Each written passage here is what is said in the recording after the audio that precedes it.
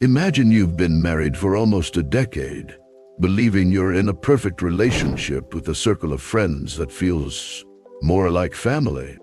Now, imagine discovering suspicious messages on your wife's phone that suggest a secret rendezvous. And as if that wasn't enough, your best friend, following your wife, discovers that she isn't just cheating on you with one person, but is involved in secret meetings with several of your friends, all captured on video. What would you do if you found out about betrayal, not only from your wife, but from an entire community of close friends?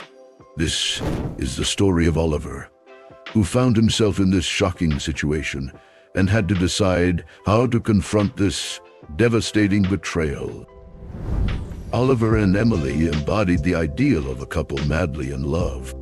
Married for nearly 8 years, they had woven a vibrant and diverse social network, filled with friends who were almost like members of an extended family.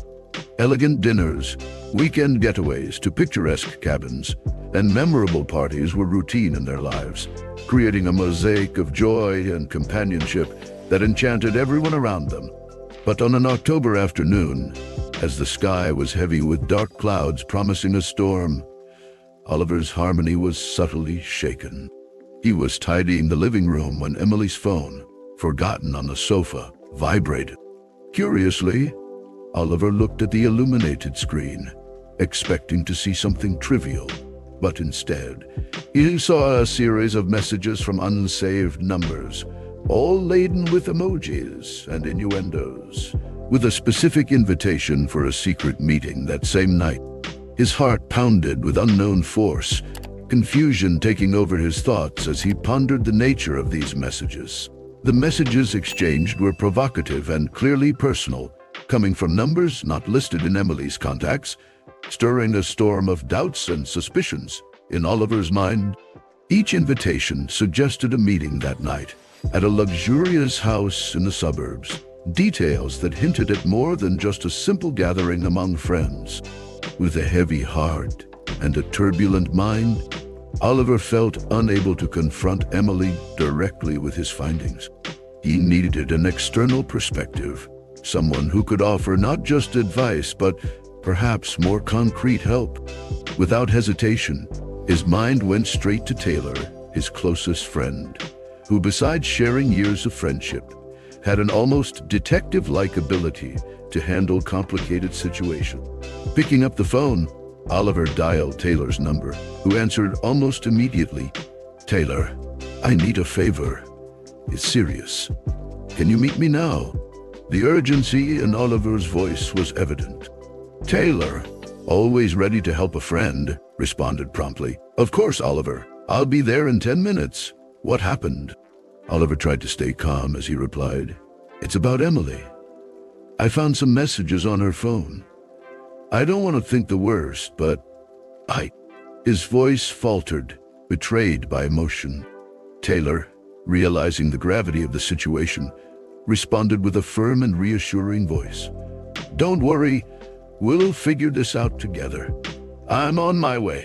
Taylor, who had served in the military before settling the city, possessed skills that made him almost an amateur detective, skills that would now be put to the test in a very personal scenario. After Oliver's desperate request, he did not hesitate. Equipped with a dark cap and sunglasses to keep a low profile, Taylor followed Emily with almost professional caution. He observed each of her movements with precision, maintaining a safe distance to avoid being noticed. Unaware of the surveillance, Emily met with several other couples they knew at a local cafe before they all proceeded to the mansion owned by a renowned city businessman. This businessman was known for his influence and wealth, but Taylor knew that night would reveal more than mere displays of status.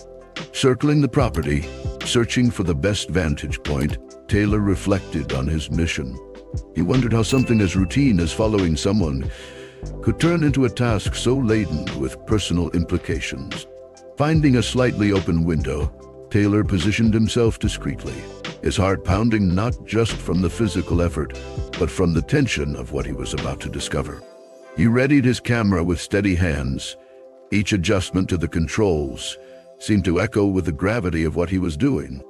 "I hope I'm wrong about all this," he whispered to himself as he settled in to record whatever was about to happen inside those walls. Behind the thin curtain of the slightly open window, Taylor watched the gathering inside the luxurious living room intently. The decor was impeccably tasteful, with modern artworks adorning the walls and furniture that screamed sophistication. Initially, the meeting appeared to be a common party, with laughter and wine glasses being shared among the attendees. But as the night progressed, the atmosphere began to carry a palpable tension. Small groups formed and dispersed. Exchanges of looks and subtle gestures began to suggest that there was more going on between the lines of that meeting. With the camera firmly positioned, Taylor captured every interaction, each laugh a bit louder, every whisper that escaped the lips of the guests. He struggled to keep the camera steady despite the discomfort of his hidden position. "I need to stay alert. Any detail could be crucial," he thought, as he adjusted the zoom to better capture the facial expressions of those involved.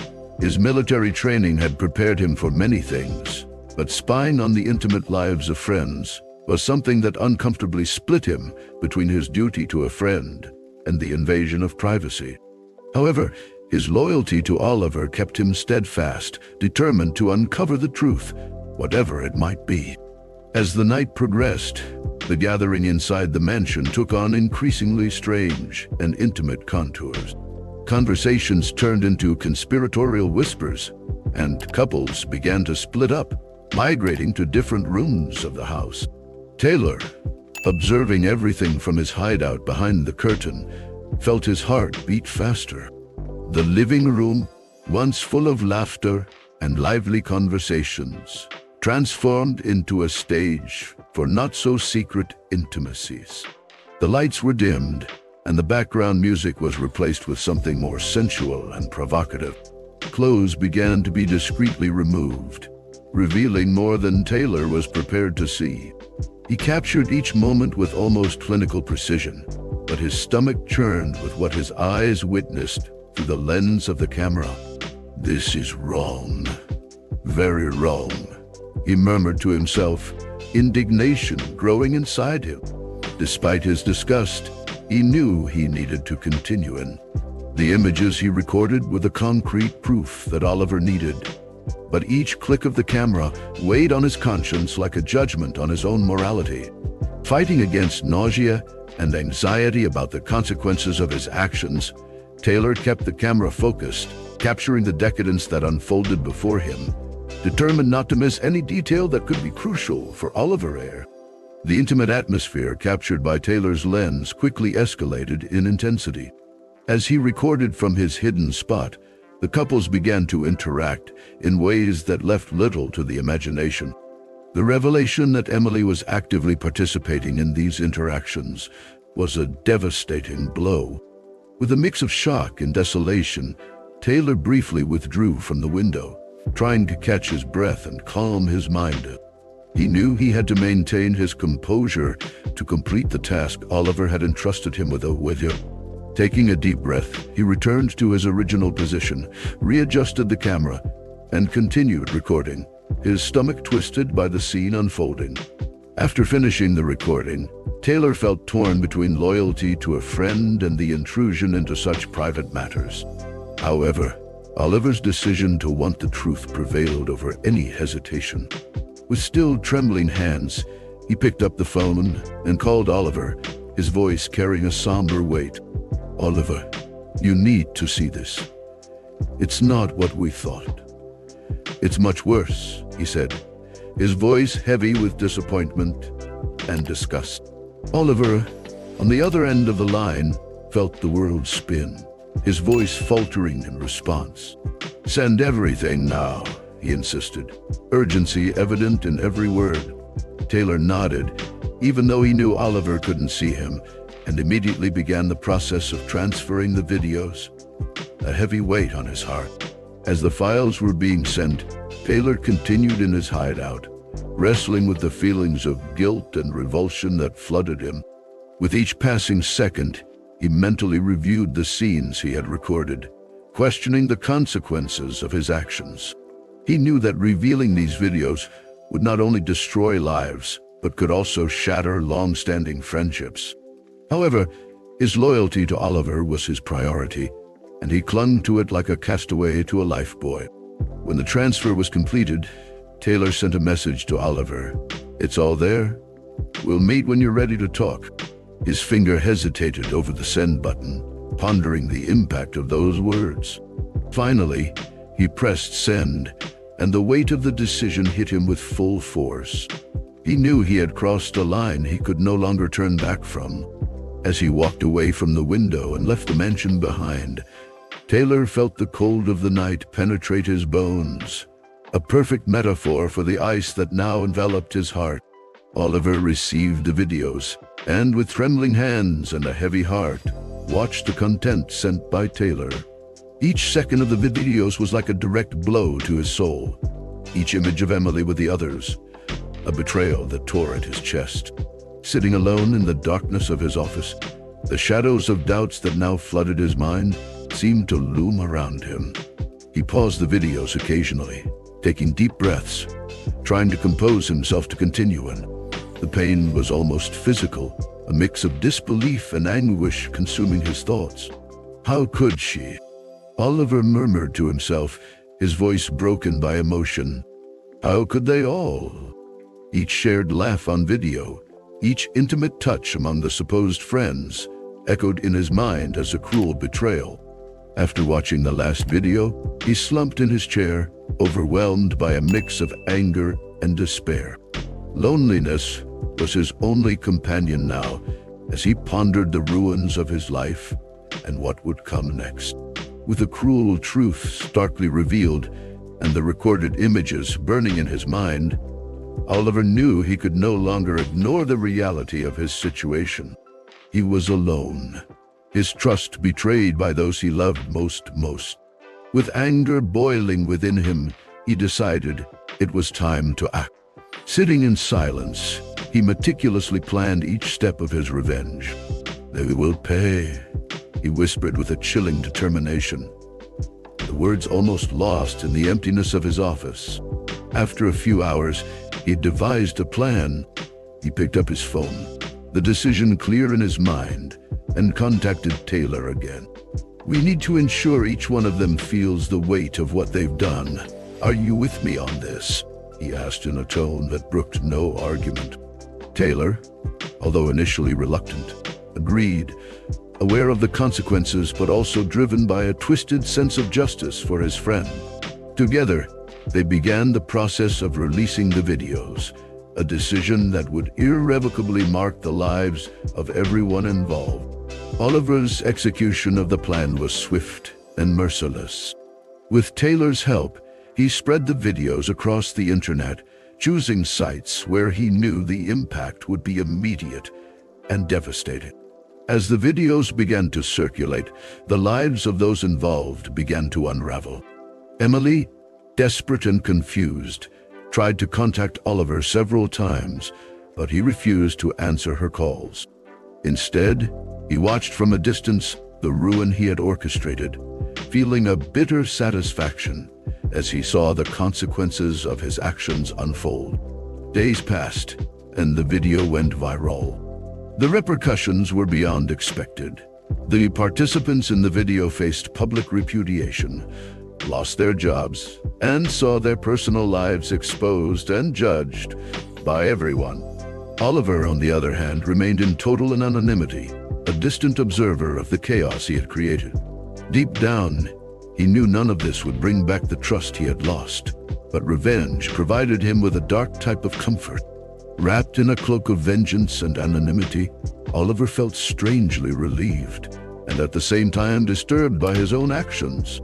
The videos had spread like wildfire, devastating everything in their path. With Emily's life and those of their friends in tatters, Oliver confronted the magnitude of his decision. He had desired justice, or perhaps just retribution, but now, with the silence of his home echoing around him, loneliness struck him hard. Was it worth it? he questioned himself as he looked at the empty walls he once shared with Emily. Determined to close this chapter of his life, Oliver prepared for the final confrontation. He summoned Emily to a meeting at a public cafe, away from the prying eyes and the shadows of their broken home. As he waited for her, anxiety and anticipation weighed on his chest. When Emily arrived, visibly shaken and confused, Oliver saw in her eyes the same pain that tormented him. "How could you?" were the first words she managed to murmur, her voice trembling with the emotional toll of betrayal and public exposure. Oliver, with a cold calm, replied, "I found out everything, Emily. Not just the betrayal, but the depth of it. You left me no choice." The dialogue between them was tense, each word laden with years of love that had faded into mistrust and disillusionment. In the end, Oliver firmly declared that it was all over between them, stood up, and left Emily alone with her tears and the chaos of her exposed life. After the painful encounter with Emily, Oliver returned to his house, a place that now seemed more like an echo of memories than a home. Walking through the silent rooms, he reflected on the consequences of his actions. But deep down, he knew that his revenge was the right thing to do. For the first time, Oliver felt that seeing the ruin of those who had wronged him was the best thing he could ever witness. And you, what would you do in Oliver's place? Leave your comment on what you would do, and don't forget to like and subscribe to the channel to continue following more stories like this. See you in a new story.